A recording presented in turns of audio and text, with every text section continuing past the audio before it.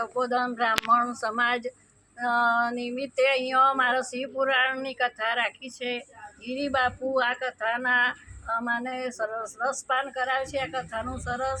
અને અમે બધા સિનિયર સિટીઝન બહેનો આ કમુબા સંકુલમાં અહીંયા રહીએ છીએ અને અમને ચા પાણી નાસ્તો બધી વ્યવસ્થા મળે છે અને અમે આનંદ બહુ થાય છે આ બધી કથા સાંભળવામાં. ગિરિબાપુએ બીજા દિવસની કથામાં અમને બ્રાહ્મણના દીકરાએ શું શું કરવું જોઈએ એ વિશે કહ્યું કે તિલક કરી અને બ્રાહ્મણના દીકરાએ દરરોજ શિવના મંદિરમાં જવું જોઈએ અને ગમે એટલા બ્રાહ્મણો નાગર બ્રાહ્મણો ગમે તે જમાડો પણ બટુક શિવનો ના હોય તો એ એમને ભોજન થતું નથી.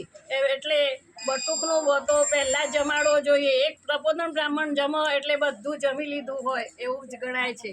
માટે આ અમને અહીંયા ચંદુભાઈ રાવલ, શૈલેષભાઈ બધા અમને બધાને બહુ સેવા આપે છે, અમારી દેખરેખ રાખે છે.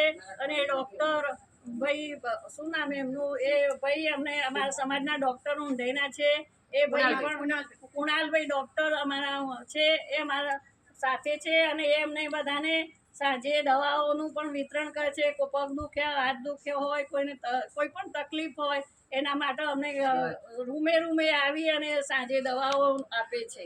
અને આ લીલાબેન રાવલ પ્રાતિજની એમની ચેનલ છે એમને બધા બહેનો અને ભાઈઓ બધા સરપ્રાઈઝ કરજો.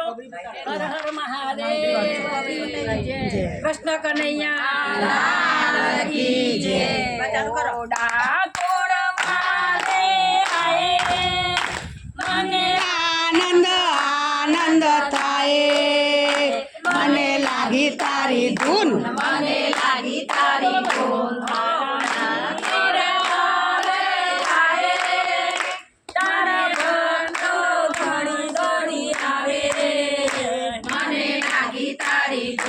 મને લાગી તારી ધૂન.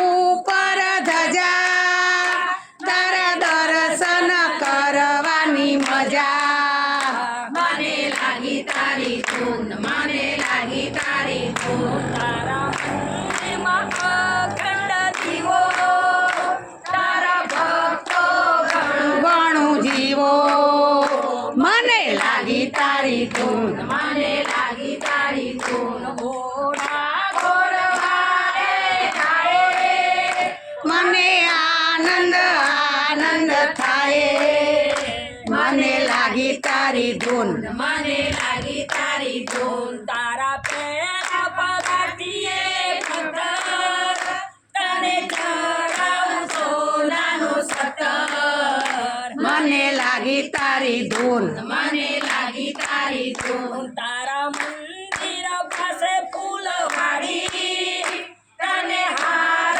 ચડાવું વન માળી, મને લાગી તારી ધૂન, મને લાગી તારી ધૂન. ઘોડા ઘોડવારે આયે, મને આનંદ આનંદ થાય, મને લાગી તારી ધૂન, મને લાગી તારી ધૂન. વાલા લાગી તારી ધૂન, વાલા લાગી તારી ધૂન. કૃષ્ણ કનૈયા લાલ કી જય.